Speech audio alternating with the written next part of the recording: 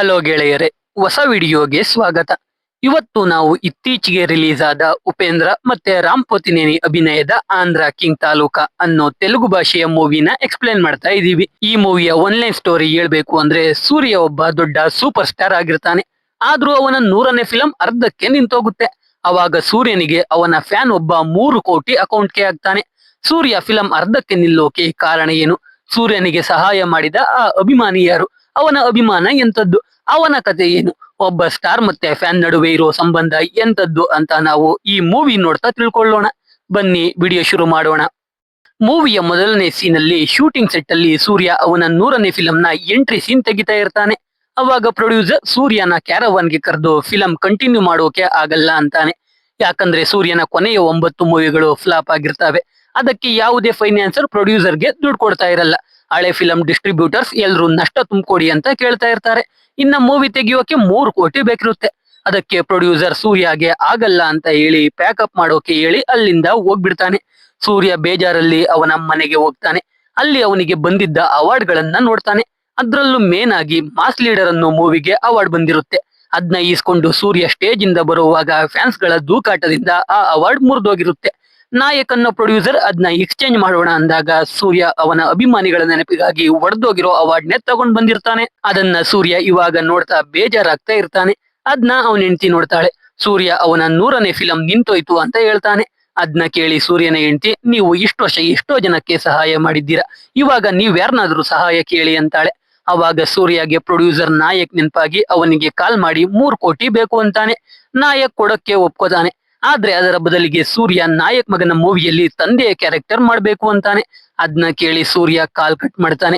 ಈಚೆ ಡಿಸ್ಟ್ರಿಬ್ಯೂಟರ್ಸ್ ಎಲ್ರು ಗಲಾಟೆ ಮಾಡ್ತಾ ಇರ್ತಾರೆ.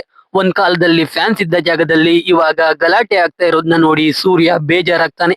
ಜೊತೆಗೆ ಪೇಪರ್ ಅಲ್ಲಿ ಸೂರ್ಯನ 100ನೇ ಮೂವಿ ನಿಂತೋಯ್ತು, ಸೂರ್ಯನ ಪತನ ಶುರು ಆಯ್ತು ಅಂತ ಈಶ್ವರ್ ಅನ್ನೋ ಜರ್ನಲಿಸ್ಟ್ ಬರ್ದಿರ್ತಾನೆ. ಅದನ್ನ ನೋಡಿ ಸೂರ್ಯಗೆ ಇನ್ನೂ ಬೇಜಾರಾಗುತ್ತೆ. ಸೂರ್ಯ ಅವನ ಕಾರು ಮತ್ತೆ ಮನೆ ಮಾರೋಕೆ ಅವನ ಅಸಿಸ್ಟೆಂಟ್ ವಿಷ್ಣುಗೆ ಹೇಳ್ತಾನೆ. ಅದಕ್ಕೆ ವಿಷ್ಣು ಅದೆಲ್ಲ ಬೇಡ, ಸುಮ್ನೆ ನಾಯಕ್ ಹೇಳಿದ ಹಾಗೆ ಕೇಳೋದು ಒಳ್ಳೇದು ಅಂತಾನೆ. ಅದಕ್ಕೆ ಸೂರ್ಯ ಬೇರೆ ದಾರಿ ಇಲ್ಲದೆ ನಾಯಕ್ಕೆ ಕಾಲ್ ಮಾಡ್ತಾ ಇರ್ತಾನೆ. ಅವಾಗ ವಿಷ್ಣು ಸೂರ್ಯಗೆ ಯಾರೋ ಅಕೌಂಟ್ಗೆ 3 ಕೋಟಿ ಹಾಕಿದ್ದಾರೆ ಅಂತ ಹೇಳ್ತಾನೆ. ಅದನ್ನ ಕೇಳಿ ಸೂರ್ಯ 1 ಸೆಕೆಂಡ್ ಶಾಕ್ ಆದ್ರೂ ಸೂರ್ಯಗೆ ತುಂಬಾ ಖುಷಿಯಾಗುತ್ತೆ. ಅದನ್ನ ಯಾರು ಹಾಕಿರೋದು ಅಂತ ತಿಳ್ಕೊಳ್ಳೋಕೆ ಬ್ಯಾಂಕ್ಗೆ ಕಾಲ್ ಮಾಡಿ ಆ ವ್ಯಕ್ತಿಯ ಡೀಟೇಲ್ಸ್ ತಗೋತಾರೆ. ಆಮೇಲೆ ಸೂರ್ಯ ಫ್ಯಾನ್ಸ್ ಅಸೋಸಿಯೇಷನ್ ನ ಪ್ರೆಸಿಡೆಂಟ್ ಅಂಜಿನ ಕರೆಸ್ತಾರೆ. ಅಂಜಿ ಇಡೀ ಸ್ಟೇಟ್ ಅಲ್ಲಿ ಇರೋ ಎಲ್ಲ Surya fans association president, vice president ಹೆಸರು ಇರೋ ಬುಕ್ ತೆಗೆದು ಆ ದುಡ್ಡು ಹಾಕಿರೋ ಹುಡುಗ ಯಾರು ಅಂತ ಗೊತ್ತು ಅಂತಾನೆ. ಜೊತೆಗೆ ಒಂದು ಫ್ಲಾಶ್ ಬ್ಯಾಕ್ ಕೂಡ ಹೇಳ್ತಾನೆ. ಸುಮಾರು ವರ್ಷಗಳ ಹಿಂದೆ ಸೂರ್ಯನ ಮಾಸ್ ಲೀಡರ್ ಮೂವಿ ರಿಲೀಸ್ ಆದಾಗ ಸಾಗರ್ ಅನ್ನೋ ಹುಡುಗ ಅವನ ತಂದೆ ಜೊತೆ ಥಿಯೇಟರ್ ಹತ್ರ ಬರ್ತಾನೆ. ಆದ್ರೆ ಟಿಕೆಟ್ ಸಿಗಲ್ಲ. ಈ ಅಂಜಿ ಥಿಯೇಟರ್ ಡೆಕೋರೇಟ್ ಮಾಡಿರೋ ಸೂರ್ಯ ಫ್ಯಾನ್ಸ್ಗೆ ಮಾತ್ರ ಟಿಕೆಟ್ ಕೊಡ್ತಾ ಇರ್ತಾನೆ. ಅದನ್ನ ನೋಡಿ ಸಾಗರ್ ಅವನ್ ಬಿಳಿ ಬಟ್ಟೆ ಬಿಚ್ಚಿ ಅದ್ರ ಮೇಲೆ ಆಂಧ್ರ ಕಿಂಗ್ ಅಂತ ಬರ್ದು ಎಲ್ರು ಮುಂದೆ ಕಟೌಟ್ ಹತ್ತಿ ಎಲ್ರಿಗೂ ಕಾಣೋ ಹಾಗೆ ಬಟ್ಟೆ ಕಟ್ತಾನೆ. ಅವಾಗ್ಲಿಂದ ಬರೀ ಸೂರ್ಯ ಇದ್ದಿದ್ದು ಆಂಧ್ರ ಕಿಂಗ್ ಸೂರ್ಯ ಅಂತ ಹೆಸರು ಬರುತ್ತೆ. ಆಮೇಲೆ ಅಂಜಿ ಸಾಗರ್ಗೆ ಟಿಕೆಟ್ ಕೊಟ್ಟಿರ್ತಾನೆ. ಸಾಗರ್ ಸೂರ್ಯ ಮೂವಿ ನೋಡಿ ಖುಷಿಯಾಗಿರ್ತಾನೆ. ಇದನ್ನ ಇವಾಗ ಅಂಜಿ ಸೂರ್ಯಗೆ ಹೇಳ್ತಾನೆ. ಅದನ್ನ ಕೇಳಿ ಸೂರ್ಯ ಸಾಗರ್ನ ಮೀಟ್ ಮಾಡೋಕೆ ಅಂಜಿ ಕರ್ಕೊಂಡು ಮನೆಯಿಂದ ಹೊರಡ್ತಾನೆ. ಒಂದು ಟೀ ಅಂಗಡಿ ಹತ್ರ ಸೂರ್ಯ ಟೀ ಕುಡಿಯುವಾಗ ನ್ಯೂಸ್ ಅಲ್ಲಿ ಸಾಗರ್ ಮೂವಿ ನಿಂತೋಯ್ತು ಅಂತ ಪೇಪರ್ ಅಲ್ಲಿ ಬರ್ದಿದ್ದ ಈಶ್ವರ್ ಅನ್ನೋ ಜರ್ನಲಿಸ್ಟ್ಗೆ ಸೂರ್ಯ ಫ್ಯಾನ್ಸ್ ಅಸೋಸಿಯೇಷನ್ ಅವರು ಹೊಡೆದಿದ್ದಾರೆ ಅಂತ ಬರ್ತಾ ಇರುತ್ತೆ. ಅದನ್ನ ನೋಡಿ ಸೂರ್ಯ ಅಂಜಿಗೆ ಬೈದು ಈಶ್ವರ್ ಬಳಿ ಕ್ಷಮೆ ಕೇಳೋಕೆ ಪ್ರೆಸ್ ಕ್ಲಬ್ ಹತ್ರ ಹೋಗ್ತಾನೆ. ಈ ಈಶ್ವರ್ ಕೇವಲ ಜರ್ನಲಿಸ್ಟ್ ಅಲ್ಲ, ಸೂರ್ಯ ಫ್ಯಾನ್ಸ್ ಅಸೋಸಿಯೇಷನ್ ನ ವೈಸ್ ಪ್ರೆಸಿಡೆಂಟ್ ಕೂಡ. ಇಲ್ಲಿ ಸೂರ್ಯ ಈಶ್ವರ್ ಅವನ ಅಭಿಮಾನಿಯಾಗಿ ಅವನ ಬಗ್ಗೆನೆ ಆ ರೀತಿ ಬರೆಯೋಕೆ ಕಾರಣ ಏನು ಅಂತ ಕೇಳ್ತಾನೆ. ಅದಕ್ಕೆ ಈಶ್ವರ್ ಸೂರ್ಯ ಬಗ್ಗೆ ಸಾಗರ್ಗೆ ಗೊತ್ತಾಗ್ಲಿ ಅಂತ ಬರ್ದೆ ಅಂತ ಹೇಳ್ತಾ ಸಾಗರ್ ಬಗ್ಗೆ ಕತೆ ಹೇಳೋಕೆ ಶುರು ಮಾಡ್ತಾನೆ. ಸಾಗರ್ ಕಾಲೇಜಲ್ಲಿ ಓದೋ ಟೈಮಲ್ಲಿ ಸೂರ್ಯ ಮೂವಿ ರಿಲೀಸ್ ಆಗಿರುತ್ತೆ. ಮಹಾಲಕ್ಷ್ಮಿ ಅನ್ನೋ ಥಿಯೇಟರ್ ಬಳಿ ಎಲ್ಲ ಸೆಲಿಬ್ರೇಷನ್ ಮಾಡ್ತಾ ಇದ್ರೆ ಬೇರೆ ಹೀರೋ ಫ್ಯಾನ್ಸ್ ಸೂರ್ಯ ಕಟೌಟ್ ಬೀಳೋ ಹಾಗೆ ಮಾಡ್ತಾರೆ. ಆ ಕಟೌಟ್ ಬೀಳೋ ಅಷ್ಟರಲ್ಲಿ ಸಾಗರ್ ಅದನ್ನ ಹಿಡಿದು ನಿಲ್ಲಿಸ್ತಾನೆ. ಸಾಗರ್ ಕೂಡ ಎಲ್ಲರ ಜೊತೆ ಡ್ಯಾನ್ಸ್ ಮಾಡ್ತಾ ಇದ್ದಾಗ ಈಶ್ವರ್ ಬಂದು ರೀಲ್ ಬಾಕ್ಸ್ ಇನ್ನೂ ಬಂದಿಲ್ವಂತೆ ಅಂತ ಹೇಳ್ತಾನೆ. ಅದನ್ನ ಕೇಳಿ ಸಾಗರ್ ಥಿಯೇಟರ್ ಒಳಗೆ ಹೋದ್ರೆ ಅವನ ಕಾಲೇಜ್ನ ಬೇರೆ ಹೀರೋ ಫ್ಯಾನ್ಸ್ ಇರ್ತಾರೆ. ಅವರು ಸಿನಿಮಾ ಫ್ಲಾಪ್ ಆಗುತ್ತೆ ಅಂತ ಹೇಳ್ತಾ ಇರ್ತಾರೆ. ಅದಕ್ಕೆ ಸಾಗರ್, ಸಿನಿಮಾ ಫ್ಲಾಪ್ ಆದ್ರೆ ನಾಳೆ ನೀವು ನಮ್ನ ರ್ಯಾಗ್ ಮಾಡಿ, ಇಟ್ಟಾದ್ರೆ ನಾವು ರ್ಯಾಗ್ ಮಾಡ್ತೀವಿ ಅಂತ ಹೇಳ್ತಾನೆ. ಅದೇ ಟೈಮ್ಗೆ ರೀಲ್ ಬರೋದು ಲೇಟ್ ಆಗುತ್ತೆ ಅಂತ ಶೋ ಕ್ಯಾನ್ಸಲ್ ಮಾಡ್ತಾರೆ ಅಂತ ಗೊತ್ತಾಗಿ ಸಾಗರ್ ಥಿಯೇಟರ್ಗೆ ಕಲ್ಲಲ್ಲಿ ಹೊಡಿತಾನೆ. ಅವಾಗ ಸಾಗರ್ಗೆ ಈ ಕಥೆಯ ನಾಯಕಿ ಮಹಾಲಕ್ಷ್ಮಿ ಕಾಣಿಸ್ತಾಳೆ. ಅವಳೇ ಆ ಥಿಯೇಟರ್ ಓನರ್ ಮಗಳು. ಅದಕ್ಕೆ ಆ ಥಿಯೇಟರ್ಗೆ ಮಹಾಲಕ್ಷ್ಮಿ ಅಂತ ಹೆಸರಿಟ್ಟಿರೋದು. ಅವಳನ್ನ ನೋಡೋಕೆ ಸಾಗರ್ ಕಲ್ಲು ಹೊಡಿತಾನೆ ಇರ್ತಾನೆ. ಅದ್ರಿಂದ ಒಂದು ಗಾಜಿನ ಪೀಸ್ ಮಹಾಗೆ ಬೀಳುತ್ತೆ. ಕೋಪದಲ್ಲೂ ಮಹಾ ರಾಣಿ ತರ ಕಾಣಿಸ್ತಾ ಇರ್ತಾಳೆ. ಸಾಗರ್ ಅಂತೂ ಲವ್ ಅಲ್ಲಿ ಬೀಳ್ತಾನೆ. ಸಾಗರ್ ಕಲ್ಲಲ್ಲಿ ಹೊಡೆದಿದ್ ನೋಡಿ ಮಹಾ ಅಣ್ಣ ಮುರಳಿ ಸಾಗರ್ಗೆ ಹೊಡೆಯೋಕೆ ಹೋಗ್ತಾ ಇರ್ತಾನೆ. ಅದ್ನ ಮಹಾ ತಂದೆ ತಡೆದು ಪೊಲೀಸರಿಗೆ ಇನ್ಫಾರ್ಮ್ ಮಾಡ್ತಾರೆ. ಜೊತೆಗೆ ಸಾಗರ್ನ ಥಿಯೇಟರ್ಗೆ ಬಿಡಬಾರ್ದು ಅಂತ ವಾರ್ನ್ ಮಾಡ್ತಾರೆ. ಸಾಗರ್ ಮತ್ತೆ ಈಶ್ವರ್ನ ಸ್ಟೇಷನ್ಗೆ ಎಳ್ಕೊಂಡು ಹೋಗ್ತಾರೆ. ಸಾಗರ್ ಈಶ್ವರಗೆ ಮಹಾನ ಲವ್ ಮಾಡ್ತಾ ಇರೋ ವಿಷಯ ಹೇಳ್ತಾನೆ. ಆದ್ರೆ ಈಶ್ವರ್ ಅದು ಲವ್ ಅಲ್ಲ, ಬರೀ ಲಸ್ಟ್ ಅಂತ ಹೇಳ್ತಾ ಇರ್ತಾನೆ. ಅಷ್ಟರಲ್ಲಿ ಅಲ್ಲಿಗೆ ಸಾಗರ್ ತಂದೆ ಬಂದು ಇಬ್ರೂನು ರಿಲೀಸ್ ಮಾಡಿಸ್ತಾನೆ. ಅಲ್ಲಿಂದ ಸಾಗರ್ ಈಶ್ವರ್ ಜೊತೆ ಡೈರೆಕ್ಟ್ ಥಿಯೇಟರ್ಗೆ ಹೋಗ್ತಾನೆ. ಮೂವಿ ನೋಡಿ ಸಖತ್ತಾಗಿ ಎಂಜಾಯ್ ಮಾಡಿ ಮನೆಗೆ ವಾಪಸ್ ಹೋಗ್ತಾನೆ. ಸಾಗರ್ ಊರು ಗೋಡಪಲ್ಲಿ ಲಂಕಾ ಅನ್ನೋ ಒಂದು ದ್ವೀಪ. ಸುತ್ತ ನೀರಿರುತ್ತೆ. ಅಲ್ಲಿಗೆ ದೋಣಿಯಲ್ಲೇ ಹೋಗ್ಬೇಕಿರುತ್ತೆ. ಜೊತೆಗೆ ಲಂಕಾದಲ್ಲಿ ರಾತ್ರಿ ವೇಳೆ ಕರೆಂಟ್ ಇರಲ್ಲ. ಅದಕ್ಕೆ ಎಲ್ಲಾ ಮಕ್ಕಳ ಕತ್ತಿಗೂ ಗೆಜ್ಜೆ ಕಟ್ಟಿರ್ತಾರೆ. ರಾತ್ರಿ ವೇಳೆ ಸಾಗರ್ ತಂದೆ ದೇವಸ್ಥಾನದಲ್ಲಿ ಭಜನೆಗಳನ್ನ ಆಡ್ತಾ ಇರ್ತಾರೆ. ಅದು ಸಾಗರ್ ಊರಿನ ಕತೆ. ಮಾರನೇ ದಿನ ಸಾಗರ್ ಕಾಲೇಜಲ್ಲಿದ್ದಾಗ ಬೇರೆ ಹೀರೋ ಫ್ಯಾನ್ಸ್ ಬರ್ತಾರೆ. ಬಂದು ಫೇಕ್ ಕಲೆಕ್ಷನ್ ರಿಪೋರ್ಟ್ ತೋರಿಸಿ ಫಿಲಂ ಫ್ಲಾಪ್ ಆಯ್ತು ಅಂತ ಹೇಳ್ತಾ ಇರ್ತಾರೆ. ಅಷ್ಟಕ್ಕೆ ಸಾಗರ್ ಜಗಳಕ್ಕೆ ಹೋಗ್ತಾನೆ. ಈಶ್ವರ್ ಸಾಗರ್ನ ಸಮಾಧಾನ ಮಾಡ್ತಾನೆ. ಆದ್ರೆ ಆಪೋಸಿಟ್ ಅಲ್ಲಿ ಇದ್ದವನು ಈಶ್ವರ್ಗೆನೆ ಹೊಡೆದೇ ಬಿಡ್ತಾನೆ. ಅಷ್ಟೇ ಸಾಗರ್ ಗ್ರೂಪ್ಗೂ ಅಪೋಸಿಟ್ ಗ್ರೂಪ್ಗೂ ಹೊಡೆದಾಟ ಶುರುವಾಗುತ್ತೆ. ಅದೇ ಕಾಲೇಜಲ್ಲಿ ಸಾಗರ್ ಮಹಾನ ನೋಡ್ತಾನೆ. ಗಲಾಟೆ ನಿಲ್ಲುತ್ತೆ. ಪ್ರಿನ್ಸಿಪಾಲ್ ಸಾಗರ್ ಗ್ರೂಪ್ಗೆ ಮಾತ್ರ ಬೈತಾರೆ. ಜೊತೆಗೆ ಸಾಗರ್ ಮತ್ತೆ ಈಶ್ವರ್ನ ಸಸ್ಪೆಂಡ್ ಕೂಡ ಮಾಡ್ತಾರೆ.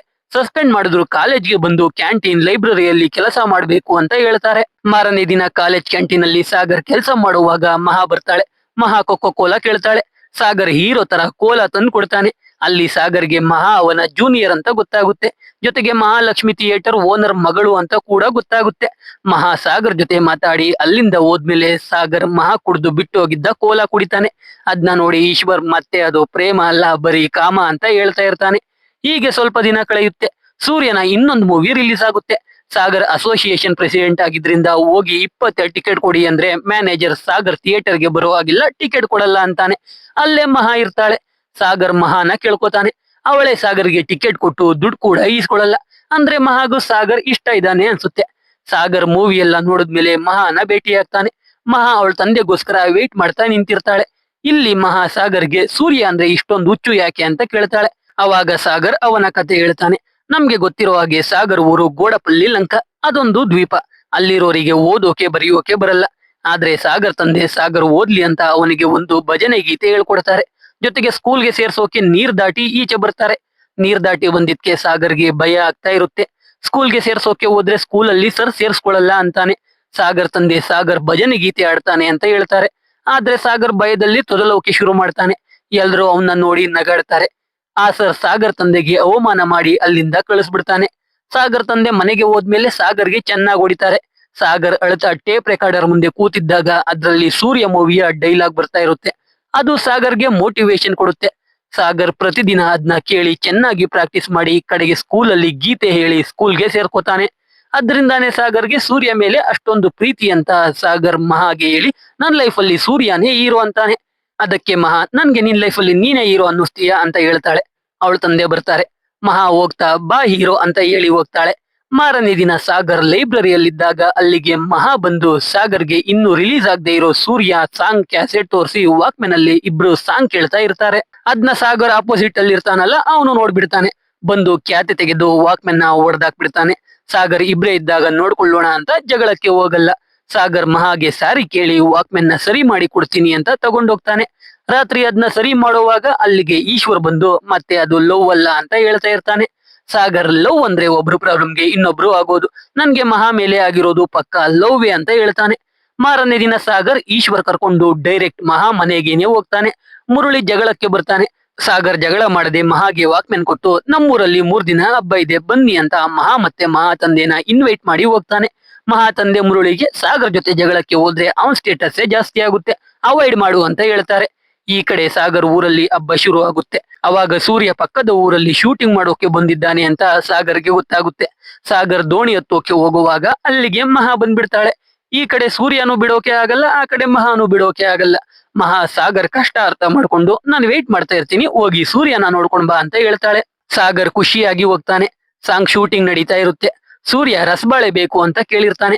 ಆದ್ರೆ ಬಾಳೆ ಸಿಕ್ಕಿಲ್ಲ ಅಂತ ಮ್ಯಾನೇಜರ್ ಒದ್ದಾಡ್ತಾ ಇರ್ತಾನೆ. ಅದು ಗೊತ್ತಾಗಿ ಸಾಗರ್ ನಾನ್ ತರ್ತೀನಿ ಅಂತ ಹೋಗಿ ಅವನಿಗೆ ಗೊತ್ತಿದ್ದ ಒಬ್ಬರ ಬಳಿ ದುಡ್ಡು ಕೊಟ್ಟು ಬಾಳೆಹಣ್ಣು ತರ್ತಾನೆ. ಆದ್ರೆ ಬ್ರಿಡ್ಜ್ ಹತ್ರ ಕಾಲೇಜ್ ಹುಡುಗರು ಅಡ್ಡ ಬರ್ತಾರೆ. ಸಾಗರ್ ಅವ್ರಿಗೆಲ್ಲ ಹೊಡೆದು ಬರೋ ಅಷ್ಟ್ರಲ್ಲಿ ದೋಣಿ ಹೋಗ್ಬಿಡುತ್ತೆ. ಸಾಗರ್ ಬಾಳೆ ತಗೊಂಡು ಹೋಗೋ ಅಷ್ಟ್ರಲ್ಲಿ ಶೂಟಿಂಗ್ ಮುಗ್ದು ಸೂರ್ಯನು ಹೋಗ್ಬಿಟ್ಟಿರ್ತಾನೆ. ಆದ್ರೂ ಸಾಗರ್ ಬೇಜಾರಾಗದೆ ಮ್ಯಾನೇಜರ್ಗೆ ಈ ಬಾಳೆ ಹೇಗಾದ್ರೂ ಸೂರ್ಯಗೆ ತಲುಪೋ ಹಾಗೆ ನೋಡ್ಕೊಳ್ಳಿ ಅಂತ ಹೇಳಿ ಸಂಜೆ ಅಷ್ಟ್ರಲ್ಲಿ ಜಾತ್ರೆಗೆ ಬರ್ತಾನೆ. ಮಹಾ ಇನ್ನು ವೇಟ್ ಮಾಡ್ತಾ ಇರ್ತಾಳೆ. ಸಾಗರ್ ಜೈಂಟ್ ವೀಲ್ ಇಂದ ಅವ್ರ ಊರು ಸಖತ್ತಾಗಿ ಕಾಣಿಸುತ್ತೆ ಅಂತ ಹೇಳಿರ್ತಾನೆ. ಅದಕ್ಕೆ ಮಹಾ ಮತ್ತೆ ಸಾಗರ್ ಜೈಂಟ್ ವೀಲ್ ಹತ್ತುತ್ತಾರೆ. ಟಾಪ್ಗೆ ಹೋದಾಗ ಸಾಗರ್ ಶಿಳ್ಳೆ ಆಗ್ತಾನೆ. ಜೈಂಟ್ ವೀಲ್ ಹಾಗೆ ನಿಲ್ಲುತ್ತೆ. ಮಹಾ ಊರೆಲ್ಲ ನೋಡ್ತಾ ಮತ್ತೆ ಸಾಗರ್ ಕಿವಿಗೆ ವಾಕ್ಮ್ಯಾನ್ ಆಗ್ತಾಳೆ. ಅದ್ರಲ್ಲಿ ಸಾಗರ್ ವಾಕ್ಮ್ಯಾನ್ ಸರಿ ಮಾಡುವಾಗ ಈಶ್ವರ್ಗೆ ಮಹಾನ ಲವ್ ಮಾಡ್ತಾ ಇರೋ ವಿಷಯ ಹೇಳಿರ್ತಾನಲ್ಲ, ಅದು ರೆಕಾರ್ಡ್ ಆಗ್ಬಿಟ್ಟಿರುತ್ತೆ. ಅದ್ನ ಮಹಾ ಇವಾಗ ಸಾಗರ್ಗೆ ಕೇಳಿಸಿ ಪ್ರಪೋಸ್ ಮಾಡ್ತಾಳೆ. ಇಬ್ರು ಲವ್ ಅಲ್ಲಿ ಬೀಳ್ತಾರೆ. ಇಬ್ರು ಒಟ್ಟಿಗೆ ಓಡಾಡೋಕೆ ಶುರು ಮಾಡ್ತಾರೆ. ಒಂದಿನ ಮಹಾ ಪ್ರೊಜೆಕ್ಟರ್ ರೂಮ್ಗೆ ಸಾಗರ್ನ ಕರ್ಕೊಂಡೋಗಿ ಲಿಪ್ ಟು ಲಿಪ್ ಕಿಸ್ ಮಾಡ್ತಾಳೆ. ಅದು ಪ್ರೊಜೆಕ್ಟರ್ ಮುಂದೆನೆ. ಅದ್ನ ಮಹಾ ತಂದೆ ನೋಡ್ತಾರೆ. ಸಾಗರ್ಗೆ ಚೆನ್ನಾಗಿ ಹೊಡೆದು ಸ್ಕೂಲಲ್ಲಿ ಟೀಚರ್ ಅವಮಾನ ಮಾಡಿರ್ತಾರಲ್ಲ, ಅದೇ ರೀತಿ ಅವಮಾನ ಮಾಡ್ತಾರೆ. ಸಾಗರ್ಗೆ ಮತ್ತೆ ತೊದಲು ಶುರುವಾಗುತ್ತೆ. ಅವಾಗ ಸೂರ್ಯ ಡೈಲಾಗ್ ನ ನೆನಪು ಮಾಡ್ಕೊಂಡು ಮಹಾ ತಂದೆಗೆ ಅವನು ಕೂಡ ಥಿಯೇಟರ್ ಕಟ್ಟಿ ಅದಕ್ಕೆ ಮಹಾಲಕ್ಷ್ಮಿ ಅಂತಾನೆ ಹೆಸರಿಟ್ಟು ಆಮೇಲೆ ಬಂದು ಮಹಾನ ಮದುವೆ ಆಗ್ತೀನಿ, ಆ ಥಿಯೇಟರ್ ನ ಸೂರ್ಯನ 100ನೇ ಮೂವಿಗೆ ಓಪನ್ ಮಾಡ್ತೀನಿ ಅಂತ ಚಾಲೆಂಜ್ ಹಾಕಿ ಹೋಗ್ತಾನೆ.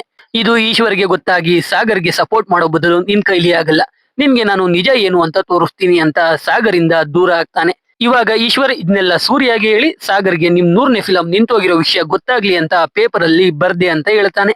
ಅಲ್ಲಿಂದ ಸೂರ್ಯ ಈಶ್ವರ್ ಜೊತೆ ಮಹಾ ಥಿಯೇಟರ್ ಬಳಿಗೆ ಹೋಗ್ತಾನೆ. ನೋಡಿದ್ರೆ ಥಿಯೇಟರ್ ಈಚೆ ಮಹಾಗೆ ಕುಮಾರ್ ಅನ್ನೋ ಹುಡುಗನ ಜೊತೆ ಮದುವೆ ಅಂತ ಪೋಸ್ಟರ್ ಇರುತ್ತೆ. ಅದು ಕೂಡ ಅವತ್ತೆ. ಅದು ಗೊತ್ತಾಗಿ ಸೂರ್ಯ ಮಹಾನ ಭೇಟಿ ಆಗೋಕೆ ಮದುವೆ ಮನೆಗೇನೆ ಹೋಗ್ತಾನೆ. ಮಹಾಗೆ ಯಾಕೆ ಮದುವೆ ಆಗ್ತಿದ್ಯಾ ಅಂದಾಗ ಸಾಗರ್ ನನ್ಗೆ ಮೋಸ ಮಾಡ್ದ, ಅದು ಈಶ್ವರ್ಗೂ ಗೊತ್ತಿಲ್ಲ ಅಂತ ಹೇಳ್ತಾ ಮಹಾ ಕೂಡ ಕತೆ ಹೇಳೋಕೆ ಶುರು ಮಾಡ್ತಾಳೆ. ಸಾಗರ್ ಮಹಾ ತಂದೆಗೆ ಚಾಲೆಂಜ್ ಹಾಕಿದ್ಮೇಲೆ ಮಹಾ ಮತ್ತೆ ಸಾಗರ್ ಮಹಾ ಥಿಯೇಟರ್ ಮ್ಯಾನೇಜರ್ ಹೆಲ್ಪ್ ತಗೊಂಡು ಭೇಟಿ ಆಗ್ತಾರೆ. ಅಲ್ಲಿ ಆ ಮ್ಯಾನೇಜರ್ ಒಂದು ಥಿಯೇಟರ್ ಕಟ್ಟೋಕೆ ಎಷ್ಟು ಖರ್ಚಾಗುತ್ತೆ ಅಂತ ಲೆಕ್ಕ ಹಾಕ್ತಾನೆ. ಸುಮಾರು 2.5 ಕೋಟಿ ಬೇಕಿರುತ್ತೆ. ಅದಕ್ಕೆ ಲೋನ್ ತಗೊಳ್ಳೋಣ ಅಂತ ಬ್ಯಾಂಕ್ ಗಳಿಗೆ ಹೋಗ್ತಾರೆ. ಆದ್ರೆ ಮನೆ ಪತ್ರ ಇಲ್ಲ ಅಂತ ಲೋನ್ ಕೂಡ ಸಿಗಲ್ಲ. ಅದಕ್ಕೆ ಮಹಾ ಅವಳ ಆಭರಣ ಎಲ್ಲ ತಂದ್ಕೊಡ್ತಾಳೆ. ಆದ್ರೆ ಸಾಗರ್ ಬೇಡ ಅಂತಾನೆ. ಬೇಜಾರಲ್ಲಿ ಮನೆಗೆ ಹೋಗ್ತಾನೆ. ಅವಾಗ ಅವನ ತಂದೆ ಚೀಟಿ ಕಟ್ತಾ ಇರೋದು ನೋಡ್ತಾನೆ. ಇವಾಗ ಚೀಟಿ ಎತ್ಕೊಂಡ್ರೆ 43,000 ಸಿಗುತ್ತೆ ಅಂತ ಗೊತ್ತಾಗಿ ಚೀಟಿ ದುಡ್ಡು ಎತ್ಕೋತಾನೆ. ಅದ್ರಿಂದ ಅವ್ರ ದ್ವೀಪದಲ್ಲೇ ಮಹಾಲಕ್ಷ್ಮಿ ಟೂರಿಂಗ್ ಟಾಕೀಸ್ ಅಂತ ಮಾಡ್ತಾನೆ. ಅದ್ರಲ್ಲಿ ಸ್ಕ್ರೀನ್ ಹಾಕಿ ಪ್ರೊಜೆಕ್ಟರ್ ತಂದು ಡೈಲಿ ಮೂವಿ ಹಾಕೋದಾಗಿ ಎಲ್ಲಾ ಕಡೆ ಅನೌನ್ಸ್ ಮಾಡ್ತಾನೆ. ಅದು ವರ್ಕ್ ಕೂಡ ಆಗುತ್ತೆ. ಒಳ್ಳೆ ದುಡ್ಡಾಗೋಕೆ ಶುರು ಆಗುತ್ತೆ. ಜೊತೆಗೆ ಟಾಕಿ ಸುತ್ತ ಅಂಗಡಿಗಳು ಕೂಡ ಬರ್ತವೆ. ಸಾಗರ್ ತಂದೆ ತಾಯಿ ಖುಷಿಯಾಗಿರ್ತಾರೆ. ಒಂದಿನ ಮಹಾ ಅವಳ ತಂದೆಗೆ ಸುಳ್ಳು ಹೇಳಿ ಫ್ರೆಂಡ್ಸ್ ಜೊತೆ ಅಲ್ಲಿಗೆ ಬರ್ತಾಳೆ. ಸಾಗರ್ ತಾಯಿ ಟಿಕೆಟ್ ತಗೊಳ್ಳಿ ಅಂದಾಗ ಅವರು ಸಾಗರ್ ತಾಯಿ ಅಂತ ಗೊತ್ತಿಲ್ಲದೆ ಮಹಾ ಅವಳು ಸಾಗರ್ ಲವ್ ಮಾಡ್ತಾ ಇರೋದು, ಸಾಗರ್ ಚಾಲೆಂಜ್ ಹಾಕಿರೋದು ಎಲ್ಲ ಹೇಳ್ಬಿಡ್ತಾಳೆ. ಆಮೇಲೆ ಸಾಗರ್ ಬಂದು ಮಹಾನ ಸ್ಕ್ರೀನ್ ಹಿಂಭಾಗಕ್ಕೆ ಕರ್ಕೊಂಡು ಹೋಗ್ತಾನೆ. ಅಲ್ಲಿ ಪ್ರೊಜೆಕ್ಟರ್ ರೂಮ್ ಕಟ್ಟೋದಾಗಿ ಮಹಾಗೆ ಹೇಳ್ತಾ ಇಬ್ರು ಹಾಗೆ ಮಾತಾಡ್ತಾ ಇರ್ತಾರೆ. ಇವರಿಬ್ರು ಕೆಮಿಸ್ಟ್ರಿ ಒಂದ್ ರೀತಿ ಸಖತ್ತಾಗಿದೆ. ಕಡೆಗೆ ಅಲ್ಲಿ ಶೋ ಕೂಡ ಮುಗಿಯುತ್ತೆ. ಸಾಗರ್ ಖುಷಿಯಿಂದ ಮಹಾನ ಅಲ್ಲಿಂದ ಕಳಿಸ್ತಾನೆ. ಮಹಾ ಮನೆಗೆ ಹೋದಾಗ ಅವಳ ಕಾಲನ್ನ ನೋಡಿ ಅವಳ ತಂದೆ ಮಹಾ ಸಾಗರ್ನ ನೋಡೋಕೆ ಹೋಗಿದ್ಲು ಅಂತ ತಿಳ್ಕೊಂಡು ಮಹಾಗೆ ಬೈತಾರೆ. ಮನೆಯಿಂದ ಮತ್ತೆ ಈಚೆ ಹೋಗೋ ಹಾಗಿಲ್ಲ ಅಂತಾರೆ. ಈ ಕಡೆ ನ್ಯೂಸ್ ಪೇಪರ್ ಅಲ್ಲಿ ಸೂರ್ಯನ 100ನೇ ಮೂವಿ ಸಂಕ್ರಾಂತಿಗೆ ರಿಲೀಸ್ ಆಗುತ್ತೆ ಅಂತ ಬಂದಿರುತ್ತೆ. ಅಂದ್ರೆ ಥಿಯೇಟರ್ ಕಟ್ಟಿಸೋಕೆ ಸಾಗರ್ ಹತ್ರ ಇನ್ನ 10 ತಿಂಗಳು ಬಾಕಿ ಇರುತ್ತೆ. ಇವಾಗಿರೋ ತರ ಟಾಕೀಸ್ ಅಲ್ಲಿ ದುಡಿದ್ರೆ ಥಿಯೇಟರ್ ಕಟ್ಟಿಸೋಕೆ ಆಗಲ್ಲ ಅಂತ ಸಾಗರ್ ಬೇಜಾರಾಗ್ತಾನೆ. ಆ ದಿನ ರಾತ್ರಿ ಮಹಾ ಅಣ್ಣ ಮುರಳಿ ಗ್ಯಾಂಗ್ ಜೊತೆ ಬಂದು ಟಾಕೀಸ್ಗೆ ಬೆಂಕಿ ಇಡ್ತಾನೆ. ಜೊತೆಗೆ ಸಾಗರ್ಗೆ ಚೆನ್ನಾಗಿ ಹೊಡಿತಾರೆ. ಇಲ್ಲಿ ಮುರುಳಿಯಿಂದಾನೆ ಸಾಗರ್ಗೆ ಒಂದು ಐಡಿಯಾ ಬರುತ್ತೆ. ಅದೇನೆಂದ್ರೆ ಮರುಳನ್ನ ಮಾರೋದು. ಸಾಗರ್ ಖುಷಿಯಾಗಿ ಮುರುಳಿ ಕಡೆಯವರಿಗೆ ಹೊಡೆದು ಮುರುಳಿಗೆ ಒಡೆಯದೆ ಬಿಟ್ಟು ಕಳಿಸ್ತಾನೆ. ಮರಳನ್ನ ಮಾರೋಕೆ ವ್ಯಾಪಾರಿಗಳ ಬಳಿ ಮಾತಾಡ್ತಾನೆ. ಆದ್ರೆ ಇವನು ಒಬ್ಬನಿಂದಾನೆ ಮರಳನ್ನ ನೀರಿಂದ ತುಂಬೋಕೆ ಆಗಲ್ಲ. ಅದಕ್ಕೆ ಸಾಗರ್ ಊರವ್ರಿಗೆಲ್ಲ ಸಿಟಿಗೆ ಹೋಗಿ ಕೆಲಸ ಮಾಡೋ ಬದಲು ಮರಳನ್ನ ತುಂಬೋಣ, ಇನ್ನೂ ಜಾಸ್ತಿ ದುಡ್ಡು ಸಿಗುತ್ತೆ ಅಂತಾನೆ. ಆದ್ರೆ ಊರವರೆಲ್ಲ ಆಗಲ್ಲ ಅಂತಾರೆ. ಅವಾಗ ಸಾಗರ್ ತಂದೆ ಎಲ್ರಿಗೂ ಮೋಟಿವೇಶನ್ ಕೊಡ್ತಾರೆ. ಯಾರು ಬರ್ಲಿಲ್ಲ ಅಂದ್ರು ನಾನ್ ನನ್ ಮಗನಿಗೆ ಸಹಾಯ ಮಾಡ್ತೀನಿ ಅಂತಾನೆ. ಅದ್ನ ಕೇಳಿ ಒಂದಿನ ಯೋಚನೆ ಮಾಡಿದ ಊರಿನ ಜನ ಎಲ್ರು ಸಾಗರ್ ಸಹಾಯಕ್ಕೆ ಬರ್ತಾರೆ. ಎಲ್ರು ನದಿಯಿಂದ ಮಣ್ಣು ತುಂಬಿ ಮಾರೋಕೆ ಶುರು ಮಾಡ್ತಾರೆ. ಒಳ್ಳೆ ದುಡ್ಡು ಮಾಡೋಕೆ ಶುರು ಮಾಡ್ತಾರೆ. ಸಾಗರ್ ಸಬ್ ಕಲೆಕ್ಟರ್ ಆಫೀಸ್ಗೆ ಹೋಗಿ ಅವ್ರ ಊರಲ್ಲಿ ಥಿಯೇಟರ್ ಕಟ್ಟೋ ವಿಷಯ ಹೇಳಿ ಊರಿಗೆ ಕರೆಂಟ್ ಬರೋ ಹಾಗೆ ಮಾಡಿ ಅಂತ ಹೇಳ್ತಾನೆ. ಅದೇ ರೀತಿ ಸಬ್ ಕಲೆಕ್ಟರ್ ಅವನ್ ಪವರ್ ಯೂಸ್ ಮಾಡಿ ಊರಿಗೆ ಪವರ್ ಲೈನ್ ತಂದೇ ಬಿಡ್ತಾನೆ. ಸಾಗರ್ ಕಡೆಗೂ ಮಹಾಲಕ್ಷ್ಮಿ ಹೆಸರಲ್ಲಿ ಥಿಯೇಟರ್ ಕಟ್ಟಿಸೇ ಬಿಡ್ತಾನೆ. ಆಮೇಲೆ ಸಾಗರ್ ಡಿಸ್ಟ್ರಿಬ್ಯೂಷನ್ ರೈಟ್ಸ್ ತಗೊಳ್ಳೋಕೆ ಆಫೀಸ್ಗೆ ಹೋದ್ರೆ ಮುರುಳಿ ಆಲ್ರೆಡಿ ಫುಲ್ ಪೇಮೆಂಟ್ ಮಾಡಿರ್ತಾನೆ. ಅದ್ರಿಂದ ಸಾಗರ್ಗೆ ಡಿಸ್ಟ್ರಿಬ್ಯೂಷನ್ ರೈಟ್ಸ್ ಸಿಗಲ್ಲ. ಆದ್ರೆ ಸಾಗರ್ ಬೇರೆನೆ ಪ್ಲಾನ್ ಮಾಡ್ತಾನೆ. ಮೊದಲು ಮಹಾ ಮನೆಗೆ ಹೋಗ್ತಾನೆ. ಮಹಾ ತಂದೆ ಮುಂದೆ ಕೂತ್ಕೊಂಡು ಥ್ಯಾಂಕ್ಸ್ ಹೇಳ್ತಾನೆ. ಅವ್ರು ಚಾಲೆಂಜ್ ಹಾಕಿದ್ಕೆ ಸಾಗರ್ ಅಷ್ಟು ಬೆಳೆದಿದ್ದು ಅಂತ. ಜೊತೆಗೆ ಡಿಸ್ಟ್ರಿಬ್ಯೂಷನ್ ತಗೋತೀನಿ ಅಂತ ಹೇಳ್ತಾನೆ. ಸಾಗರ್ ಅಲ್ಲಿಂದ ಹೋಗುವಾಗ ಮಹಾ ಬಂದು ಸಾಗರ್ ಮುಂದೆ ನಿಂತ್ಕೋತಾಳೆ. ಸಾಗರ್ ಮಹಾನ ನೋಡ್ಕೊಂಡು ಅಲ್ಲಿಂದ ಹೋಗ್ತಾನೆ. ಇವಾಗ ಸಾಗರ್ ಒಂದು ಚೀಲದಲ್ಲಿ ಏನನ್ನು ತಗೊಂಡು ಒಬ್ಬ ವ್ಯಕ್ತಿಯ ಮನೆ ಬಳಿಗೆ ಹೋಗ್ತಾನೆ. ನೋಡಿದ್ರೆ ಅದು ರಸಬಾಳೆ. ಲಾಸ್ಟ್ ಟೈಮ್ ರಸಬಾಳೆ ಕೊಟ್ಟಿರ್ತಾನಲ್ಲ, ಅದೇ ಮ್ಯಾನೇಜರ್ ಮನೆಗೆ ಹೋಗ್ತಾನೆ. ಹೋಗಿ ಡಿಸ್ಟ್ರಿಬ್ಯೂಷನ್ ರೈಟ್ಸ್ ಬೇಕು ಅಂತ ಕೇಳ್ತಾನೆ. ಅವರು ಆಗಲ್ಲ ಅಂತಾರೆ. ಯಾಕಂದ್ರೆ ಸಾಗರ್ ಒಬ್ಬ ಫ್ಯಾನ್ ಅಷ್ಟೇ, ಬಿಸ್ನೆಸ್ ಮ್ಯಾನ್ ಅಲ್ಲ ಅದಕ್ಕೆ. ಆದ್ರೆ ಫ್ಯಾನ್ ಅಂದ್ಮೇಲೆ ಯಾವ್ಯಾವ ರೀಜನ್ ಅಲ್ಲಿ ಹೇಗೆ ಕಲೆಕ್ಷನ್ ಬರುತ್ತೆ ಅಂತ ಆಬ್ವಿಯಸ್ಲಿ ಗೊತ್ತಿರುತ್ತೆ. ಸಾಗರ್ ಅದ್ನೆಲ್ಲ ಹೇಳಿದಾಗ ಸೂರ್ಯ ಮ್ಯಾನೇಜರೇ ಶಾಕ್ ಆಗುತ್ತಾನೆ. ಆದ್ರೂ ಆಲ್ರೆಡಿ ರೈಟ್ ಸೇಲ್ ಆಗಿದೆ ಅಂತಾನೆ. ಸಾಗರ್ ಅವ್ನ್ ಮಾಡಿರೋ ಚಾಲೆಂಜ್ ವಿಷಯ ಎಲ್ಲ ಹೇಳ್ತಾನೆ. ಅದಕ್ಕೆ ಮ್ಯಾನೇಜರ್ ಒಬ್ರು ಕೈಲಿ ಮಾತ್ರ ಡಿಸ್ಟ್ರಿಬ್ಯೂಷನ್ ರೈಟ್ ಕೊಡ್ಸೋಕೆ ಸಾಧ್ಯ ಇದೆ ಅಂತ ನಾಯಕ್ ಹತ್ರ ಕರ್ಕೊಂಡು ಹೋಗ್ತಾನೆ. ಅವಾಗ ಸೂರ್ಯ ನಾಯಕ್ಗೆ ಕಾಲ್ ಮಾಡಿ 3 ಕೋಟಿ ಬೇಕು ಅಂತಾನೆ. ಈ ಸೀನ್ ನಾವು ಆಲ್ರೆಡಿ ನೋಡಿದ್ದು. ನಾಯಕ್ ಅವನ್ ಮಗನ ಲಾಂಚ್ ಮಾಡೋ ಮೂವಿಯಲ್ಲಿ ಫಾದರ್ ಕ್ಯಾರೆಕ್ಟರ್ ಮಾಡ್ಬೇಕು ಅಂತ ಹೇಳಿರ್ತಾನಲ್ಲ, ಅವಾಗ ಸಾಗರ್ ನಾಯಕ್ ಮುಂದೆನೆ ಕೂತಿರ್ತಾನೆ. ನಾಯಕ್ ಸಾಗರ್ ಮುಂದೆ ಸೂರ್ಯ ಜೊತೆ ಆ ರೀತಿ ಮಾತಾಡಿದ್ದು ಸಾಗರ್ಗೆ ಬೇಜಾರಾಗಿ ನಾಯಕ್ಗೆ ಬೈದು ಅಲ್ಲಿಂದ ಹೋಗ್ಬಿಡ್ತಾನೆ. ತುಂಬಾ ಬೇಜಾರಲ್ಲಿ ಇರ್ತಾನೆ. ಒಂದ್ ಕಡೆ ಸಾಗರ್ ಚಾಲೆಂಜ್ ಗೆಲ್ಬೇಕು ಅಂದ್ರೆ ಸೂರ್ಯ 100ನೇ ಮೂವಿ ಮಾಡ್ಬೇಕು. ಸೂರ್ಯ 100ನೇ ಮೂವಿನ ಹೀರೋ ಆಗಿ ಮಾಡ್ಬೇಕು ಅಂದ್ರೆ 3 ಕೋಟಿ ದುಡ್ಡು ಬೇಕು. ಅದಕ್ಕೆ ಬೇರೆ ದಾರಿ ಇಲ್ಲದೆ ಸಾಗರ್ ಡೈರೆಕ್ಟ್ ಮಹಾ ತಂದೆ ಮನೆಗೆ ಹೋಗ್ತಾನೆ. 3 ಕೋಟಿ ಕೊಟ್ರೆ ಅವ್ನ್ ಕಟ್ಟಿರೋ ಥಿಯೇಟರ್ ಬಿಟ್ಕೊಡೋದಾಗಿ ಹೇಳ್ತಾನೆ. ಮಹಾ ತಂದೆ ಮಹಾ ಕೈಲೆ 3 ಕೋಟಿನ ಸಾಗರ್ಗೆ ಕೊಡಿಸ್ತಾನೆ. ಮಹಾಗೆ ಸಾಗರ್ ಎಲ್ಲಾ ವಿಷಯ ಹೇಳ್ತಾನೆ. ಆದ್ರೆ ಮಹಾ ಅರ್ಥಾನೇ ಮಾಡ್ಕೊಳ್ಳಲ್ಲ. ಸೂರ್ಯಗೋಸ್ಕರ ಮಹಾನ ಬಿಟ್ಕೊಡ್ತಾ ಇರೋದು ನೋಡಿ ಅದನ್ನ ಮಹಾ ಮೋಸ ಅನ್ಕೊಂಡಿರ್ತಾಳೆ. ಇದ್ನೆಲ್ಲ ಮಹಾ ಇವಾಗ ಸೂರ್ಯ, ಈಶ್ವರ್ ಮತ್ತೆ ಆಂಜಿಗೆ ಹೇಳ್ತಾಳೆ. ಇದ್ನ ಕೇಳಿ ಸೂರ್ಯ ಭಾವುಕನಾಗಿ ಸಾಗರ್ ಅಭಿಮಾನ ಎಂತದ್ದು ಅಂತ ತಿಳ್ಕೊಂಡು ಮಹಾಗೆ ಯೋಚನೆ ಮಾಡಿ ಮದುವೆ ಆಗು ಅಂತ ಹೇಳ್ತಾನೆ. ಅಷ್ಟರಲ್ಲಿ ಸೂರ್ಯ ಬಂದಿರೋದು ಗೊತ್ತಾಗಿ ಮಹಾ ತಂದೆ ಅಲ್ಲಿಗೆ ಬರ್ತಾರೆ. ಸೂರ್ಯ ಅವನ್ ಬಂದಿರೋದು ಸಾಗರ್ಗೋಸ್ಕರ ಅಂತ ಹೇಳಿ ಅಲ್ಲಿಂದ ಹೋಗ್ತಾನೆ. ಇಡೀ ಮದುವೆ ಮನೇನೆ ಸೂರ್ಯ ಹಿಂದೆ ಫೋಟೋಸ್ಗೋಸ್ಕರ ಹೋಗ್ತಾ ಇರುತ್ತೆ. ಆ ರಾತ್ರಿ ಮಳೆ ಬೇರೆ ಜೋರಾಗಿ ಸುರಿತಾ ಇರುತ್ತೆ.